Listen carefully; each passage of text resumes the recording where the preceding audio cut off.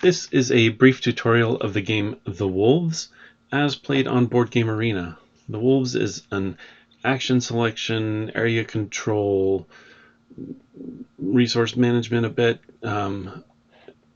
game where you are playing as a pack of wolves, and there are various areas on this map that you're trying to have the most presence in, that you build dens or lairs, that you find other wolves to join your pack, you hunt animals, all as part of this specific selection based on terrain type and what you have available. So you can see we've already placed our first wolves here.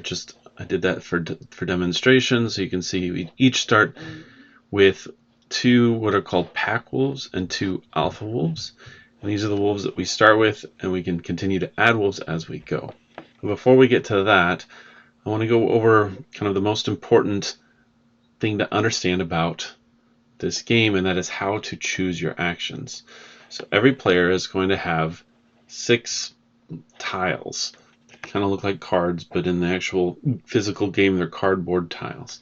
And each tile has a terrain type on it, and it has a different terrain type on the back, with one exception.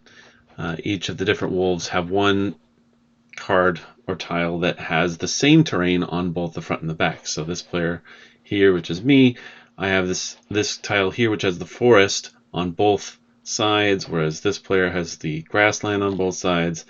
This is the rocky terrain on both sides and the tundra on both sides.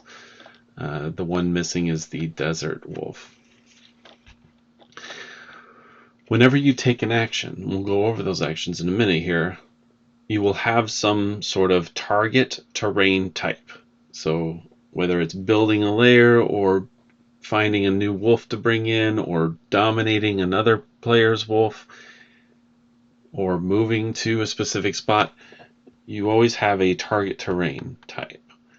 And that represents the tile or the hex on this board. In order to take that action, you have to flip over tiles that have that terrain type. So for example, with the move action, you only need one tile of that terrain type. So if I wanted to move into some forest spaces, I could flip over this one tile or this one tile and then do that action. These ones though require 2 and dominate requires 3. So let's say I wanted to build a den in a forest area, then I could flip over both of these 2 forest tiles to build a den in a forest hex, like one of these. Okay, so that's the idea of the action. And then dominate, you'd have to have 3. And it's worth noting that the only way that you can have 3 is either by having it be your chosen terrain type. Like I could do 3 with forests, with 1, 2, and if this one was flipped over. Or there's an extra token that you can kind of spend as a terrain type. But that's the only way to get 3 of the same tile in a single action. Alright, so what are these actions? Well, we talked a little bit about some of them. The first one is move. It requires 1 tile of the terrain type. And you get to move your wolves, any of your wolves, into that terrain type. Now, how many and how far, it depends on your pack spread and your wolf speed. These are attributes that can be upgraded during the game. So at the beginning, each player has a pack spread of 2 and a wolf speed of 3. That means you can move up to 2 wolves, up to 3 hexes each. But again, you have to land on the terrain tile that you choose. So if I choose the forest, I need to move to 2 forest hexes when I do the move action. So if I chose forest action, I chose the move action with a forest terrain and I flipped over one of those, then I would take, so I'm green here, I could take any of these 4 wolves and move them into one of these forest tiles. And I have a movement speed of 3, so I could go take this one and move him 1, 2, or 3, so I could move him to any of these 3. Same with this one, but I couldn't move him up here because that would be 1, 2, 3, 4. That's too far away. These 2 I could move into one of these 3 spots, and so on and so forth, like any of those spots. And when you move, there's a couple of things to note in terms of what can be in specific hexes at the same time. So as you can see, your own alpha wolf and pack wolf can both be in the same tile or same hex at the same time. And your own, basically any two of your own pieces, that includes the dens or the layers, can be in a spot at the same time. However, if one of your opponents has an alpha wolf or a layer in a hex, you cannot go into that hex.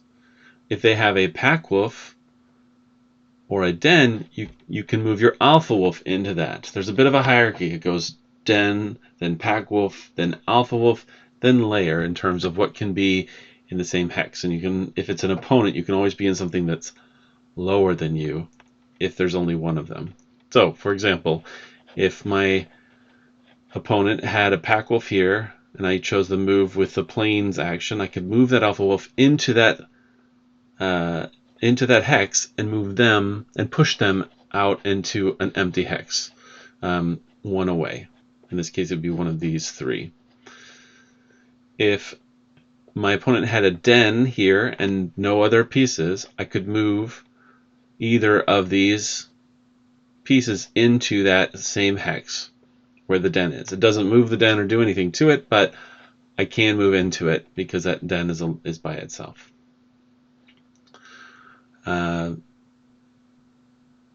So again, you can only move into an opponent's space if they have only a single piece in there, and that piece is lower in the hierarchy. So the alpha wolf can move into a space with an opponent's pack wolf or den if they're by themselves, and a pack wolf can move into an opponent's space if there's a den by itself of the opponents. All right, so that's the move. It's kind of the most complicated, and BGA does a really good job of, when you select something, showing you all of the spaces that you can move, and we'll see that in a minute. Howl is an action where you can recruit, basically, one of these lone wolves. Notice the lone wolves are on a specific hex. That is the target terrain type for that hex. So if I wanted to recruit this lone wolf into my pack, then I would need to use the plains terrain. This one would require the desert, this mountain, forest, and so forth. The other requirement is that you have to have an alpha wolf within the howl range of that lone wolf. And currently it starts at 2, but those can get upgraded. So I have this alpha wolf. He could howl this lone wolf and bring it into and recruit it as a member of the pack, but he could not howl to this one because it's 1, 2, 3 away. Same here. This alpha wolf could howl for this one, but not this one. That is howl. The wolves that you use when you bring in lone wolves come from here, and as you uncover them, you get points, those stars there. But some of them are pack wolves, like these two are pack wolves, but this one is a new alpha wolf, and this one is a new alpha wolf. So you can get up to 2 more alpha wolves on the board. That is the howl action.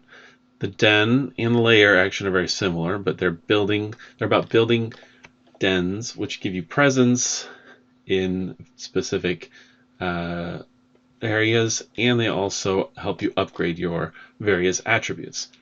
So again, you need a target terrain tile, and the den requires 2 of the same, and the den can be built adjacent to the alpha wolf, or in the same hex as the alpha wolf if it's by itself.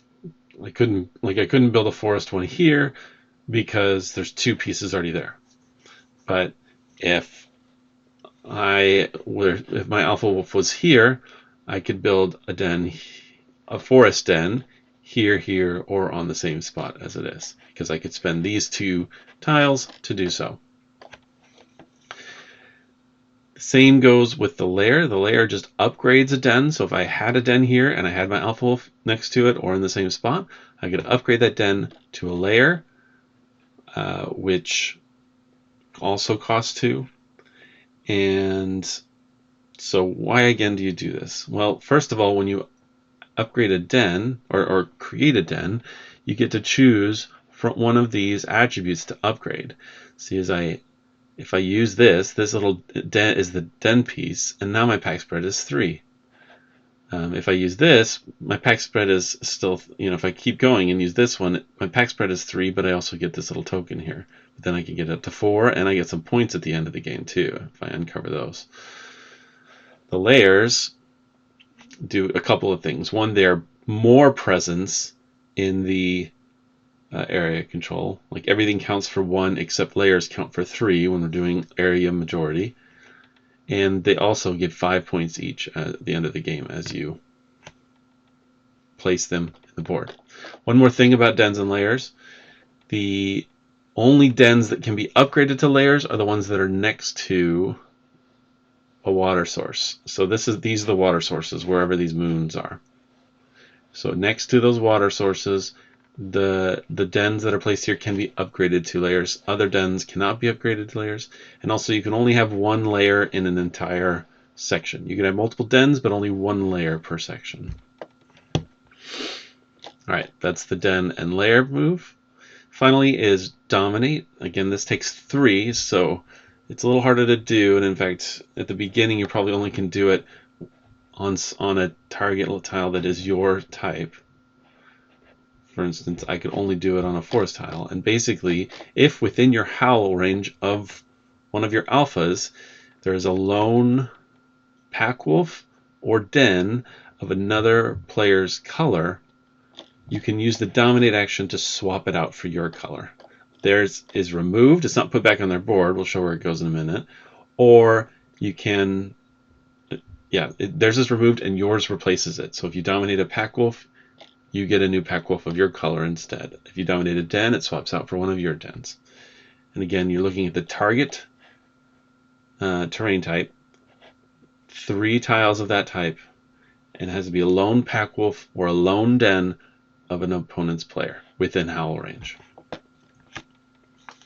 Alright, those are the main actions that you can use by flipping tiles. There are a few other things that we'll go over in terms of what happened, but and then we'll go over scoring and how the game progresses. So the final thing is this idea of hunting prey. It's something that can happen. You see these little stacks of different types of prey around the board.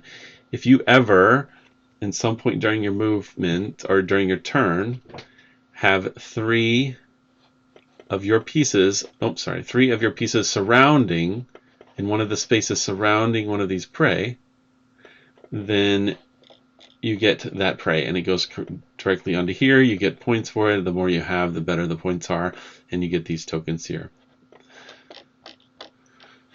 So there are 2 in each of these stacks. You can never have the same type of prey. So if you get a rabbit up here, you cannot get the rabbit down here. And then once the 2 are gone, then there won't be any left there. But you can get up to 5 different types here, just not of the same. Okay, so that just happens if you ever get in the position where you have 3 surrounding in one of the surrounding hexes of prey. All right, so how does the game progress and score? Well, you see all these various moons here. So you've got some crescent moons, some half moons, and some full moons.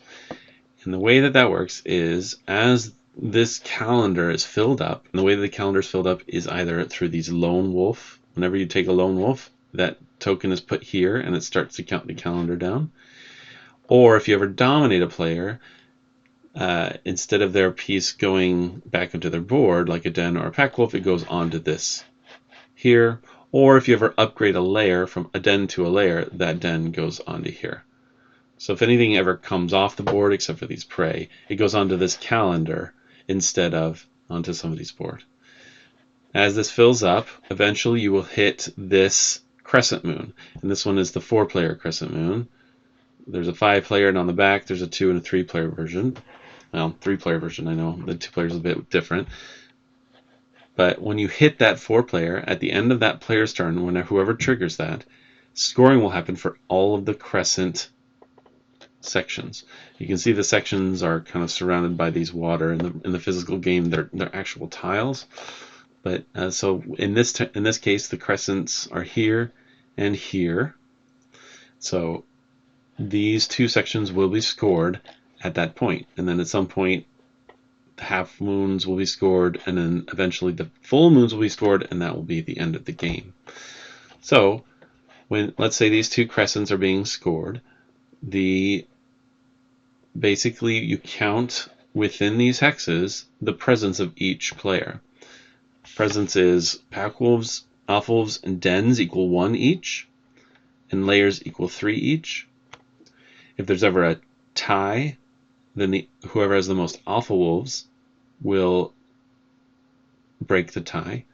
And if there's still a tie, then there's some rules around who gets what. But whoever has the most gets the 4 points, and then whoever gets the second most gets the 2 points. That's for the crescents. The half moons are a little more, and the full moons are 8 and 4. Once those are scored, those are removed from the game, and those sections will not be scored again. So there's a bit of like congregating around these until that start, and then everybody moves to the half moon ones, and then everybody moves to the full moon ones.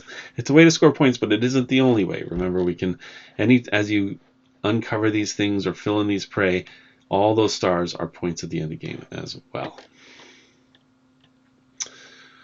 All right, I'm going to skip forward here to one of those scoring sections so that we can see what that looks like. I mentioned at the beginning that these have been placed. These are placed in a snake draft. So the first player places a pair of wolves first, and then the second, third, fourth, and then the fourth, third, second, and first players place their second one. You have to place one on this side and one on this side of the central chasm. It's just kind of that initial placement there. But then, as you can see, the first player will take their action.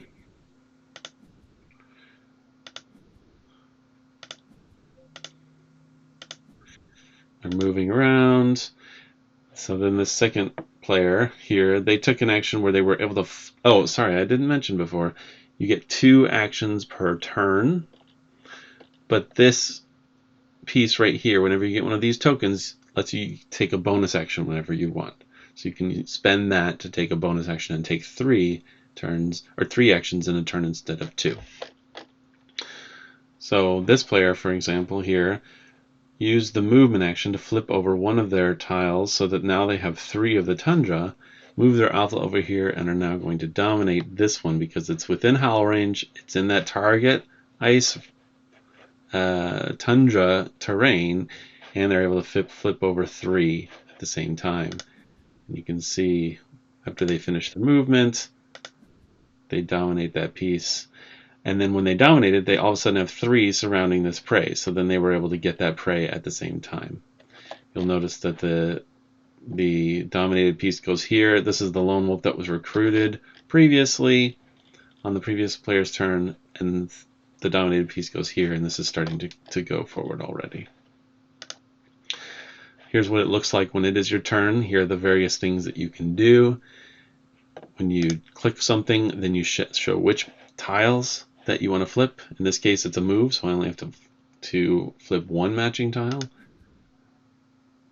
And then, so once you choose the terrain type, then you select the tile, or the wolf that you want, and it'll show you the various places that you can go. Note that you can go through other enemy tiles, and you go through different types of hexes as long as you end on a hex of that terrain. You cannot go onto any of the lone wolf or prey hexes while they have tiles on them. As soon as those tokens are removed, you can use those. And so I move up here, and then I think I stuck both of those here. I didn't want to fall prey to the same what happened there where they got dominated, so I kept both of my tokens on a single hex, because if you have both of them on there, you can't get dominated. It has to be in a lone pack wolf or in a lone den. And then I did the howl action, because now I have, so I flipped it over, so now I have 2 of these plains tile, and so I'm going to howl that one right there. So I click the howl action. I select these two tiles that I'm going to flip, and they match. And then it lets me choose which tile I want to do. It'll show which ones are available to howl. So you can see here, this one is highlighted, and then I can select the howl target. My new wolf is placed from over here, and the new one is the token is placed here that moves the timeline forward. All right, let's skip to a scoring opportunity since you've seen a couple of actions in place already. Okay, we are right before our first region scoring target. You can see here that all of this has been filled up. There's a lot of dominating and some lone wolf work. But this one is about to be filled because yellow player has decided to howl. And so once they howl, that lone wolf will be placed here, and the crescents will score. So this region and this region will score. Now again, while there's immediate scoring that you're looking at, you also want to look at future scoring as well. So for instance, I put a layer up here, which is on the half moon side. So that's going to help me in that because that gives me a presence of 3 in that region. You can also, at any point, hover over one of these regions and you see the pop-up shows who has control of those specific regions. In this case, it's tied. We both have 4 and we both have 1 alpha wolf, so it is a complete tie for this one. So I believe the 4 will be split 2 and 2 between us, and nobody will get second place if there was another player in there. This one you can see is 4, 4, and 2. So similar idea where the two, the purple and the blue player will both get 2 points. The yellow player will get 0 points because they are in third place. But so they're taking a howl here. Yellow is, and then they choose the move action. It doesn't score until we're at the end of the